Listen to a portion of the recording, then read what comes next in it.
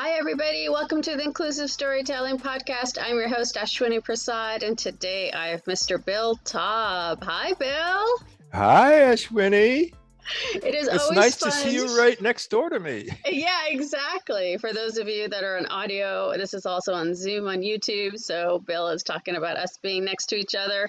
It's always fun to interview people you know and friends. So, gosh, we've been connected, getting close to about 2 years now. So this is a lot of fun, and you have a lot of great stories and a lot of great connections. So appreciate you, Bill. Thanks for being here. My pleasure. All right. Well, like I was telling you earlier, who else to introduce Mr. Bill Taub than Mr. Bill himself? So, Bill, let us and our audience know a little bit more about you. You have a fascinating history just by being you. Thank you just by being me. Thank you so much. It's interesting because I've known Ashwini when we met because of the pandemic. So we met on virtually at a virtual Java that I used to run, a virtual coffee clutch. And I just have such admiration for her. But I grew up always wanting to be in the entertainment business, and people say why, and I don't know. But I did, and I was on the East Coast. I grew up in New York. I went to the High School of Performing Arts, which was the Fame School, and realized then that I'm not a good actor. So when I went to school, I went into television and film and those kinds of things. And when you're on the East Coast and you want to go into show business and you want to do songs and dances and be entertaining and all that kind of stuff, you go into advertising. So that's what I did. So I wound up being creative director, associate creative director at several agencies on several accounts, J. Willow Thompson being one of them. And that was fun. And that, quite frankly, was the best grounding I could have gotten, or I think I now say anybody could get, in terms of preparing themselves for a film career. Because you learn so much more doing commercials than if I had grown up in television. And then I kept moving out to the Los Angeles to shoot commercials, and knowing I always wanted to get out to Los Angeles to be in television. And every time I came out, I looked for an advertising agency because I was too chicken to just pick up and move. That would move me and pay all that kind of stuff and give me a job. And I found one, and I did. And within 6 months' time, I had transitioned into television and said goodbye to the advertising business, which sometimes I look back and say, why did I do that? Right. But so that's that. And have been living in Los Angeles from New York. I was living in the US for like 35 years, and about 6 months ago, my wife and I moved out of Los Angeles. We had about enough of what's going on, and we moved to a suburb of Palm Springs, which is called Rancho Mirage, and it's very nice and very peaceful here. And the nice thing is, and this is what everything is why we're doing so much, is we could do everything virtually. And this is a perfect example of it. Nobody has to be even in the same continent.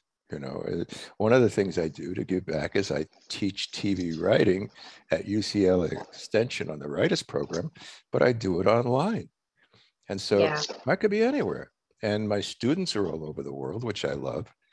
And I know I get into discussions with friends of mine who talk about, oh, how could you not be in the classroom?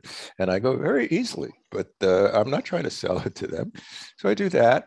I work with other writers. I have a book called Automatic Pilot, which is about TV writing. And I love giving back. And I love helping support people who have a passion. And this is how I first met Ashwini. She had a passion for what she wanted to do. And all I do is I encourage her. I encourage her and help her do whatever she can. And I will give her whatever it is, because there is no right answer to what you have a passion about. It doesn't. Yeah. Bill, you are a gem. You help out so many people, and you're being so modest in regards to your work. So, Bill was a writer on Hill Street Blues, huge show.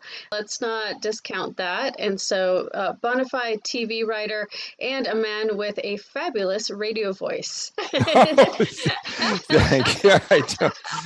Yeah, well, I say that I heard that before, because when I was in university, I worked at the university the university radio station, and it was fun. I found to, the news or DJ, too meaningless. I mean, too, Wasn't it for was you. too transitory. You know, you do a 5 minute or 10 minute newscast and that's it, gone into the ether. Yeah, you like writing. You're a Yeah, writer at yeah. heart, definitely, with everything you do. So I thank you for being here. And I know that, I mean, gosh, we could write a story about you, but you are going to tell us about somebody fantastic. And so I really appreciate you being here and sharing this person's story. So who are we going to talk about that deserves a movie or a miniseries made about them, Bill? If he would give me permission, I would do it, but he won't give me permission because it's a guy named Jamie Masada who I met very early on my move to Los Angeles back in the early 80s. Um, he's a Persian Jew who came here when he was 17 or 18, and he always had an ambition by himself. And he just wanted to do something in comedy. At first, he wanted to be a stand-up comedian. So both of us tried open mics some place. It was like, Jamie, maybe stand-up comedy is not for you. So he went behind the scenes and he created a comedy club, which has become an empire, and also something called the Laugh Factory. And the Laugh Factory, the first Laugh Factory started in Los Angeles, and I was there. I was there before it was the Laugh Factory. As a matter of fact, I was there. We were trying to come up with a name for this thing that he was going to build. And so it was the Laugh Factory. And over the years, and I've seen it, nobody deserves success more than he does because it's been his life. For 40 years, it's been his life. He has always tried to give comedians a break. I mean, people who wanted to be comedians a break. He always wanted to try to help them. He always wanted to try to see if he couldn't find places for them to live or to work. And he's the most charitable guy in the world. And he's built quite a stable of people that he has brought to the fore. I mean, Tiffany Haddish is the most recent one who he manages and who he discovered. And she's an interesting story because he also runs a thing called Comedy Camp. And Comedy Camp, this is part of giving back. Comedy Camp is where for 8 or 10 weeks during the summer, he takes kids who are from troubled backgrounds, and he helps them get on stage, not to be comedians, but to get over the fact that they can't talk about themselves or get certain amount of confidence. And these are kids who are 10 or 11 years old. And he teams each one of them up with a famous comedian to help them through it. And it's about to talk about their lives. And I got to tell you, I've been to those things. The lives they talk about as a 10-year-old, I can't hear from a 45-year-old. It's just so tragic. But what's interesting is they do gain confidence, which is really what the program is about, to give them confidence, to not be afraid of people and not be afraid of where they came. And so from the first time they get up on stage where they can hardly say their name to the last time they get on stage when you can't shut them up is really watching a very interesting growth. And that's a long way around of saying that Tiffany Haddish was one of those kids. Well, and also, gosh, Roseanne Barr, and she's been problematic, but she was really big in the 90s. Yep. Nick Cannon, Drew Carey, George Carlin, Dave Chappelle. I mean, the list goes on and Yeah. on of Everybody. all the comedians that have performed at the Laugh Factory. Yeah. Yeah. And still going strong. We're working on various TV shows over the course of the years to try and get them going under the Laugh Factory banner. It's Laugh Factory is the brand name. And as a matter of fact, I was telling Ashwini about in the mid 80s or late 80s, we decided to start a Laugh Factory magazine, which was like People magazine for comedians. And I was the executive editor, and it was a lot of fun to do. We did about, I don't know, 6, 8, 10 editions before he ran out of money. But Jamie doesn't do things in a small way, which is sometimes his problem, And so, but it was a great experience and great fun to do. And he's always trying to do that stuff. And in terms of charitable things, and it's like his heart is bigger than anybody I ever known. And he's gotten all sorts of awards from the city, from whatever charity. every Christmas and Thanksgiving, he opens up the club for a free holiday meal for anybody who can't afford it. And so, he will, and he puts on a show. So they'll come in, they'll get a meal, a turkey meal, whatever it might be, dished out by comedians. So it's always interesting. And then he puts on a show for them to enjoy. And when the first year he did that, it was like one sitting, like Thanksgiving at 3, you have your, it is now 5 sittings each Thanksgiving and each Christmas. And it's just, and it costs him a fortune, but it doesn't matter. Yeah. Doesn't matter. So he's just a really, really interesting character who is totally, totally self-made. I've been with him. I've been around him when he had to work nights at a hotel so he could keep the club open and stuff like that. And good for him. He earns it all. Yeah.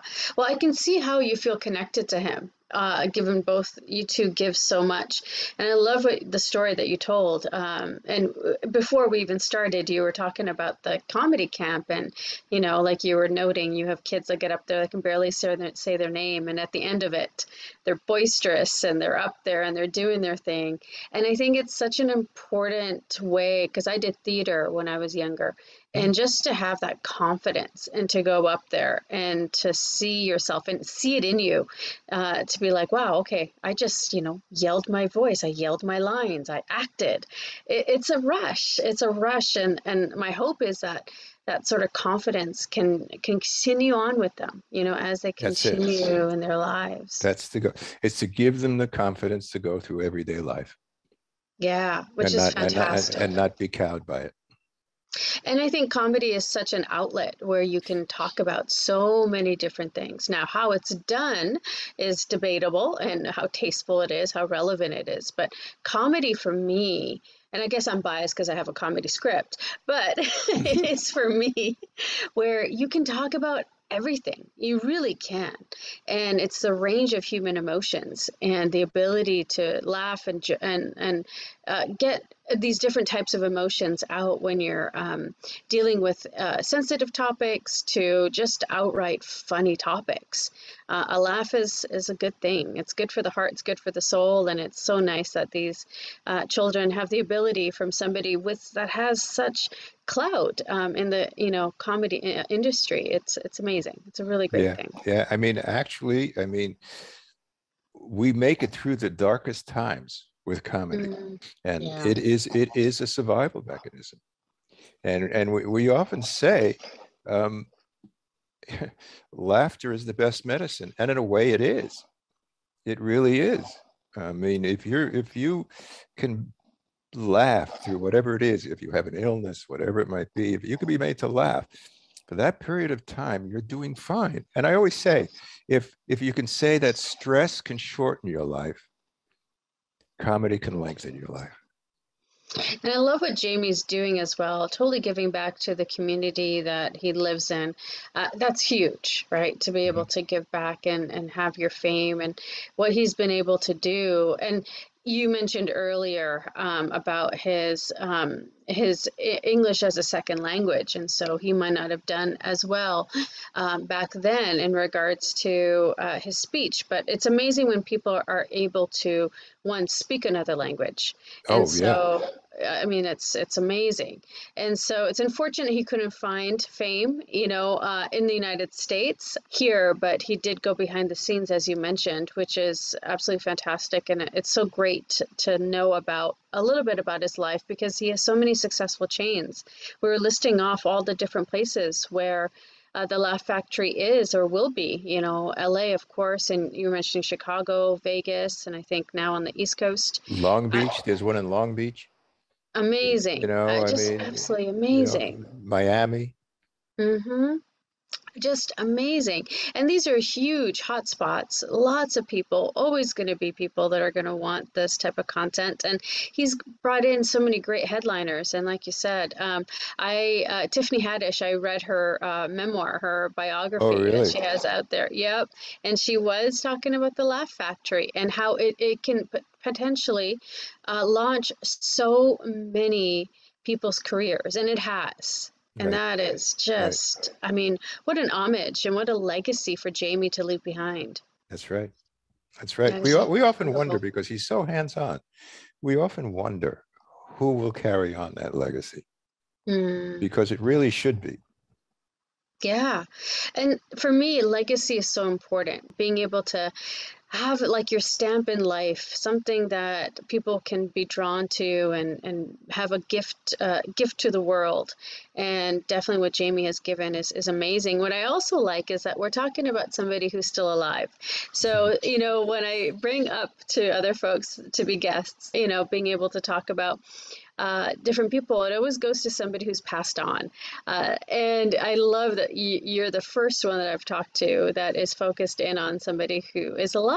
And what a way to honor somebody and for people to really understand the legacy and the person who's been behind. I mean, there's been a lot of other people, but the person who started this huge factory and just continues to give and give. That's amazing. Yeah. Yeah. But that's why we talk about him, because, again, I think all of us reach a stage or should reach a stage where it's about what are we giving back? Mhm. How are we impacting other people? It's not about us. It's how are we helping other people? And that's, I don't think there's anything more rewarding than that. And so, our whole mission these days is like, how can I help you? Yeah, How can yeah, I help you? And exactly. it doesn't take much. I mean, particularly these days with social media, and we all have like large networks or large people that, whether you have 2,000 followers or 200 followers, it doesn't matter. You might have somebody there that can help somebody. And why Yeah, wouldn't you? exactly. So you mentioned, right, Jamie building up the Laugh Factory, and he had a magazine. How did you two meet? When was the first time you met, or The what very connected you first, two? this is the very first time we met was when I was new to LA and he had just been new to LA. But I was in a comedy workshop. This goes back like 40 some odd years.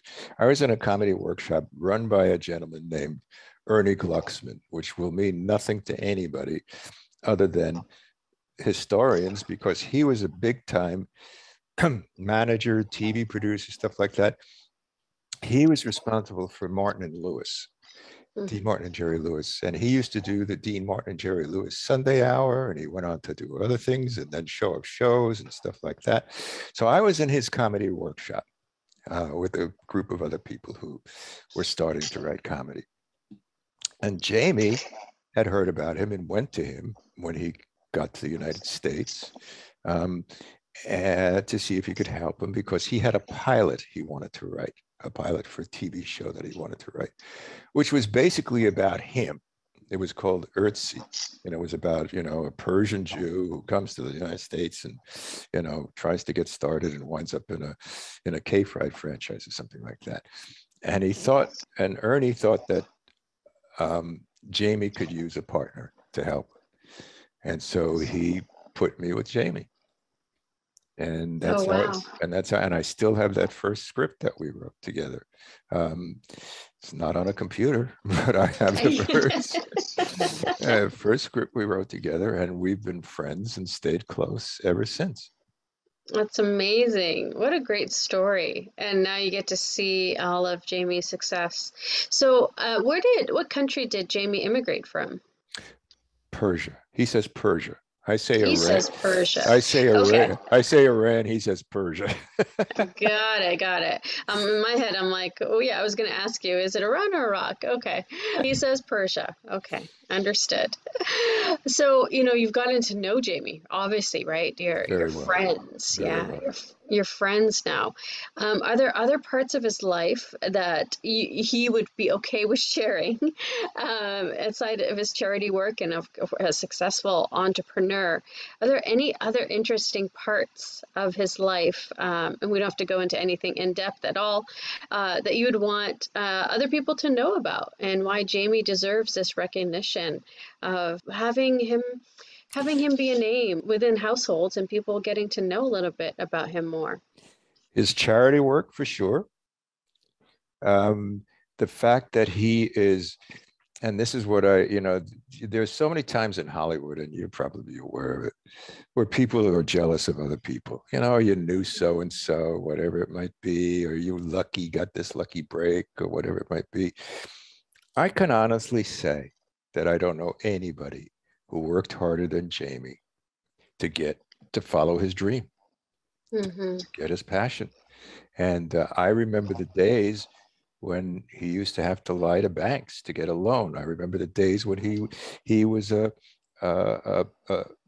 room service at hotels over the night, overnight, so that he could make enough money to pay the rent on the space. He just absolutely earned everything he's gotten. And that to me is very admirable. Now, I can tell you sometimes when we were bad boys, but I'll leave that alone. Yeah, right. What's the statute of limitations on those stories? Yeah, yeah, but we again, I mean, it's the kind of thing, and he just never, no matter how much money he's made or however successful he's done, he's never ever forgotten the little guy. And that's why to this day, after 35 years of putting on these dinners, these these holiday dinners and everything like that, he doesn't have to do that. He could have stopped after year 5 if he wanted to, or 2, or whatever it is. It's a tradition. Yeah. And another thing this is another thing he does, which might be of interest to some of your audience. The Jewish high holiday services are like Rosh Hashanah and Yom Kippur. And the way it works these days, you have to belong to a temple where to go to the high holiday services, you got to pay quite a bit of money. All right, get tickets and stuff like that. Jamie opens up the Laugh Factory and brings in a rabbi and a cantor and everything like that, and offers the holiday services to anybody who can come for free. Wow, that's amazing.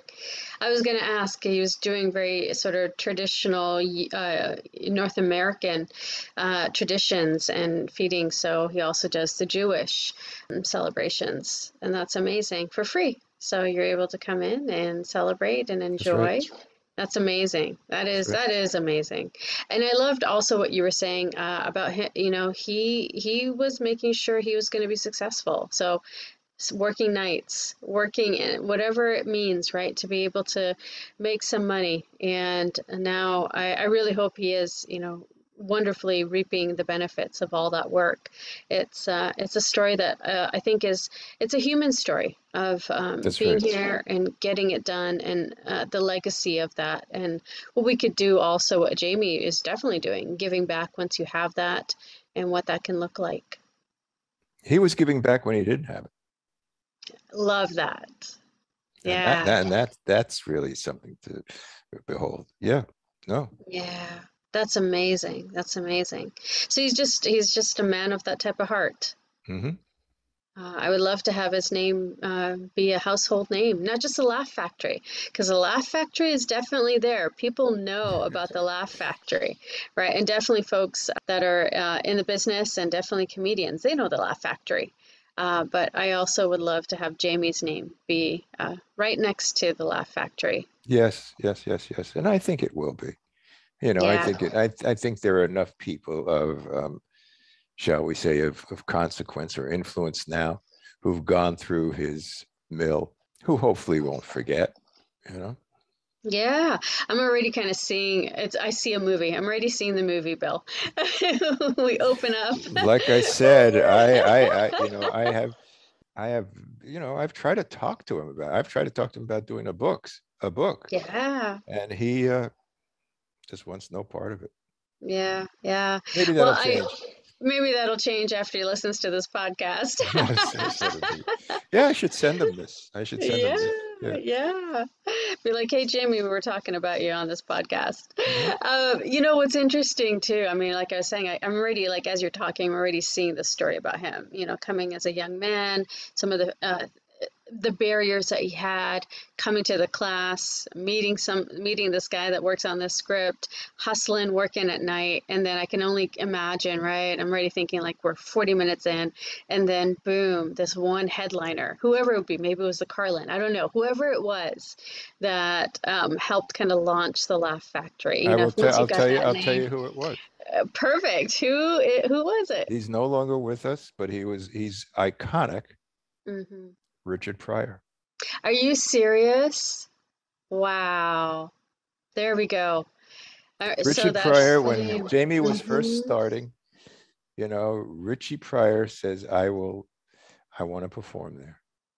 There we go. I And see it not only already. that, Yeah. Jamie is the first, because comedy clubs historically didn't pay the comedians who Mm-hmm. performed there. Mm-hmm. Jamie insisted they get paid, even if it were $20. Mm-hmm. Jamie insisted that they get paid. I love it. So I can just see Richard Pryor and that name, and then just after that, the success that comes, and the challenges, right, that Mm-hmm. come with fame, and what that sort of looks like. But wow, what a powerful story with Jamie's life and him creating this icon, and definitely his legacy. It's incredible. And so, do you know the story like with Richard Pryor? Was it something that he just wanted to do to uplift Jamie, or was the Laugh Factory getting a name and he wanted to help bolster it? No, I mean, it was the kind of thing where a lot of name comedians come down to comedy clubs because that's where they can be bad, right? I mean, that's where, no, I'm serious. That's where they can, I mean, Yeah, Robin yeah, Williams, or, who you name it. yeah. If they're doing a TV shot on the Tonight Show or whatever it might be, they need Mm-hmm. a place where they can work out the material and not worry about, Mm. whatever it is. So Mm-hmm. that happens all the time, as well as name comedians who come down there and do their shows. And then, of course, there's the open mic nights, and anybody who wants to be a comedian can give it a shot. But no, so Richard Pryor, was like coming down there to do something. And as a matter of fact, he slipped Jamie $200 So that he could come and try out his material. so that he could, just to help you Wow. out, Jamie. So, Oh. and of course, then Richard Pryor had, obviously, we all know, tough times. So, but and there isn't a comedian around. I mean, there are certain iconic comedians who other comedians refer to Mm-hmm. as whether it be Lenny Bruce or Mozart Mm-hmm. or whatever it might be, and Richard Pryor is one of those. Mm. That's incredible. What a story. I mean, that in itself is an amazing little story right there. Richard Pryor slipping Jamie money to go in and perform and try out some material. I mean, it's a huge name, you know. Mm-hmm. Richard Pryor was huge, huge. That's incredible. That's really cool. You kind of gave me shivers with that. It's like, wow. I'll talk about. I mean, again, I'm already seeing this interaction and that little bit that probably Richard Pryor probably did, maybe on the Carson show or some other show, right? Mm-hmm. But he tried it out at the Laugh Factory first. Mm-hmm. Yeah. Very, very cool. So, how are we going to convince Jamie of all this? Well, I mean,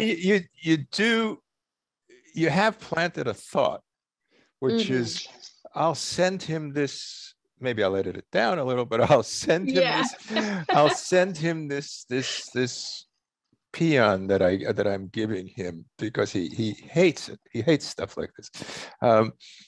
That that maybe he's reached his stage, where he it took him a long time to get married and start a family. He's not a young father, but he has a young kid. And maybe he's reached a time in his life where he's willing to think about communicating his legacy, or communicating his life story, or communicating something like that. Yeah. Whether I'll do it or somebody else will do it, it doesn't really matter. I mean, the thing is, it's a great, to me, and the reason I talk about it is I've been close to it, and I just admire the story. Does he have his Yeah. faults and flaws? Of course, but that's not the issue. No, we all do. Yeah. So I'm just saying, I just have great admiration, knowing him from the beginning, for what he's done and who he's become.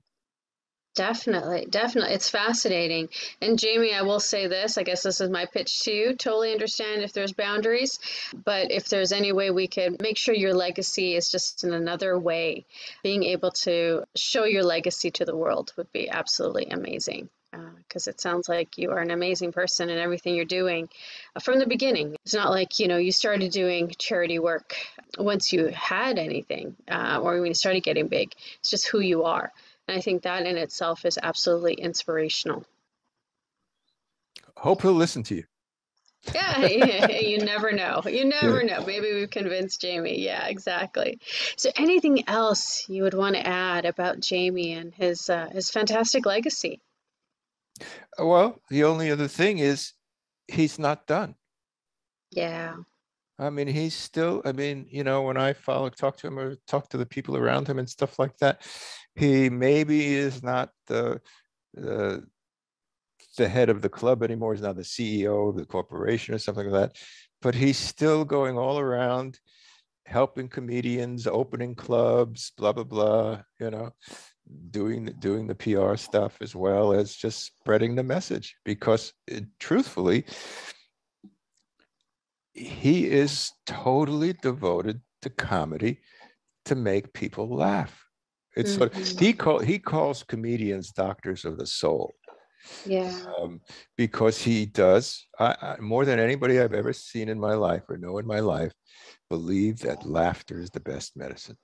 And if he can Yeah. bring laughter to people, I know that what's going on now, and I don't know if it states it or not, I know that what's going on now in the world, um, he'd be the first one to see how can we bring laughter. Mm-hmm. Mm-hmm. Absolutely. Absolutely.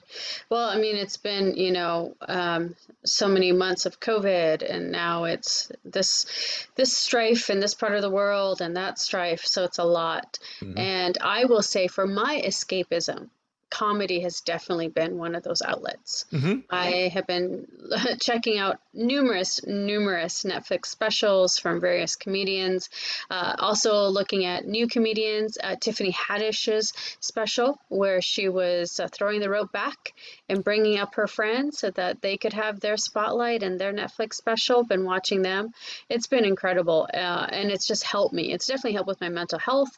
It's helped with just forgetting, even for it's a little bit, in terms of everything that's going on. Absolutely 100% agree. Laughter, for me, when it's done with social responsibility, is absolutely good for the soul and good for the mind and good for the person. Let me give you another tip, because I'll often be talking to somebody because I like helping people too, who are going through troubles of one kind or another. It doesn't matter what, and I always say, do yourself a favor, find something that makes you laugh. Yeah. Go to sleep when you go to bed at night. All right, try to go to bed with a laugh. And I recommend to them, and this is why I'm saying it, Jamie has created a site called the Laugh Factory, laughfactory.com. And there is the whole library of stand-up comedians on laughfactory.com. So if you want to go listen to Tim Allen, or you want to go listen to somebody else, or you want to go to sleep saying, I'm going to, for 10 minutes or 15 minutes, I'm going to listen to so-and-so, or Joan Rivers. I mean, my God, I mean, hysterical woman, Phyllis Mhm. Diller, all that stuff is there on the website. Treat yourself as you fall asleep. Amazing. Laughfactory.com. And what another gift, right? I mean, Mhm. for so many places where all this would be under paywalls, to go in and just hear clips of different comedians and maybe just maybe get that laughter and just forget for a little bit, Mhm. is incredible. What an incredible gift. Jamie, I definitely salute you. Bill, I appreciate you talking about your friend, and again, somebody who's alive, which is absolutely fantastic. Jamie Just deserves his flowers. don't wait too long to put this out. Yeah, yeah, yeah, absolutely. Of course not. Of course not. I can promise you in 2022, Bill. Okay. All right. Jamie, I salute you. You definitely deserve your flowers. What an incredible human being. Mr. Bill Taub, thank you so much for sharing Jamie's story and for being here. How can people get a hold of you, Mr. Bill, and just to know more about what you offer and Yeah, I mean, get to know you more? I have a website, billtaub.com.